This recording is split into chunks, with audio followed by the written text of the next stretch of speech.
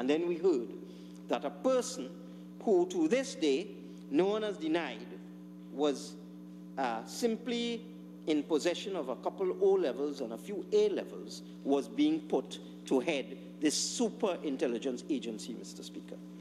And I think this is the tragic aspect of this fiasco that persons have not zeroed in on. And that is why I thought it necessary to bring this motion. Because in other countries, Mr. Speaker, what they do when they're appointing persons to these types of organizations, security intelligence agencies, there are a number of established procedures to screen the persons involved, from the lowest level person to the person at the top of the organization, Mr. Speaker. And I have a document here out of Canada which speaks about personnel screening, basic reliability status, enhanced reliability status, and security clearance. And I'm sure that the Honorable Minister will know what I am talking about. And the checks that should be conducted on persons appointed to head SIA, SORT, SSA, whatever you want to call it, are as follows. The processes must include, this is the Canadian manual, the following primary checks as part of the assessment of reliability. Verification of personal data, including date of birth and address. Verification of relevant education and professional qualifications. Verification of employment data. Assessment of reliability by checking with previous employers and identified references, Mr. Speaker.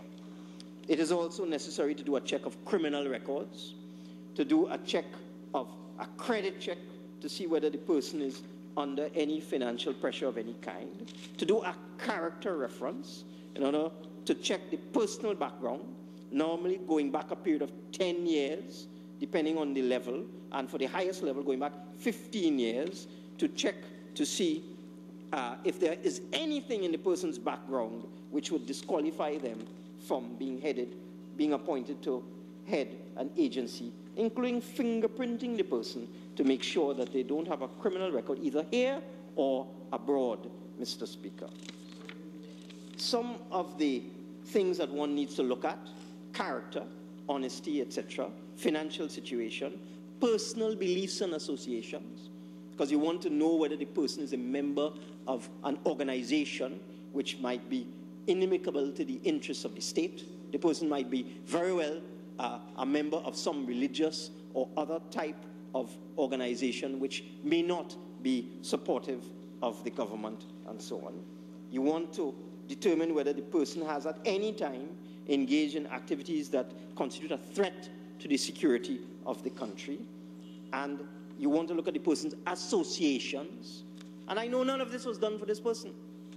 You did not check the person's associations. You do not check, in local parlance, who they lime with. Excuse me, who their liming partners are. And I'm not casting any aspersions, but you will want to check the person's association with persons or groups who may be considered to be a threat to either security or confidentiality. You want to do a background check on the person's family to see if there's a member of the family that might induce this person to release confidential information or in any way encourage the person to do something that would threaten the security of the state and the functioning of the organization, Mr. Speaker. And the manual goes on. It is quite detailed, and it goes on to give guidance on the use of information for reliability checks. Proof of identity. The first thing you want to do is to make sure the person is not involved in personation as opposed to impersonation. It's really the same thing. You want to make sure that they don't submit a CV with qualifications belonging to somebody else and commit the crime of personation. I see the member of St. Augustine is smiling. Do you want to make sure the records checked are actually those of the individual being proposed for the job? Educational qualifications. You have to assess it. You want to ensure that the person possesses the academic qualifications required by the position, and they're being truthful about, it's interesting the words inside this Canadian manual, they are being truthful about the educational background and the educational record. Employment history. evaluate experience in relation to the requirements of the position. You want to check the person's past employment record to see whether they have managerial experience, supervisory experience. No, that's not a criteria, except if you're going to enter certain arms of the protective services. You want to check and see how many persons they have supervised in their past career, you know. Were they in charge of a department? Were they in charge of a number of persons? So you want to determine whether the person is being truthful about their employment background and their history. You need to go to references to evaluate experience, knowledge, ability, and interpersonal relations. There may be things about the person. They may have a short fuse, for example. They may be hyperactive. They may be on medication. You don't know. So you would want to go to references to determine whether the individual is honest, trustworthy, and reliable, and mentally and psychologically stable, or whether they're in good physical health. All of these things are standard practice when you are selecting someone to head something like this super agency. So you also want to do a credit check. You want to determine whether the individual might be subject to financial pressures that could cause them to release confidential information or to be induced to do something that would undermine the integrity and credibility of the organization. Now, I'm sure I've made my point. In South Africa, for example, I close with this, Mr. Speaker. In South Africa, in October 2009, President Jacob Zuma, when announcing to the nation that he was restructuring the intelligence agencies in that country, he was at pains to give profiles of the candidates to head the various intelligence agencies. And I just go into it.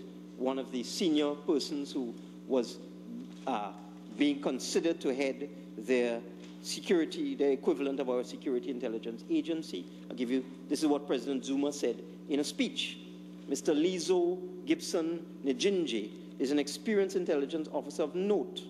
His involvement in intelligence includes a span of many, many years, beginning in the liberation struggle till the current democratic dispensation.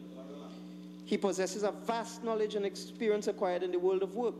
He has passed through the doors, no, listen to this. He has passed through the doors of learning and acquired qualifications from prestigious institutions such as the Wharton Business School of the University of Pennsylvania, the Wits Business School, and he has undergone intelligence training in Europe. That is Mr. Njinji. You have another individual that the president read out his name and gave his qualifications. He has vast experience in the public and private sector. He was Director General of the Department of Home Affairs, served as the South African Ambassador, People's Democratic Republic of Algeria. He has a BA Honors degree in Contemporary, from the Contemporary Media Practice from the University of Westminster. The point I am making, Mr. Speaker, we have gone through a debacle and a fiasco, and I hope that on the next occasion, the proper background checks will be done, the proper reference checks will be done, and you will let us know the qualifications and experience record of the person in question. I thank you, Mr. Speaker.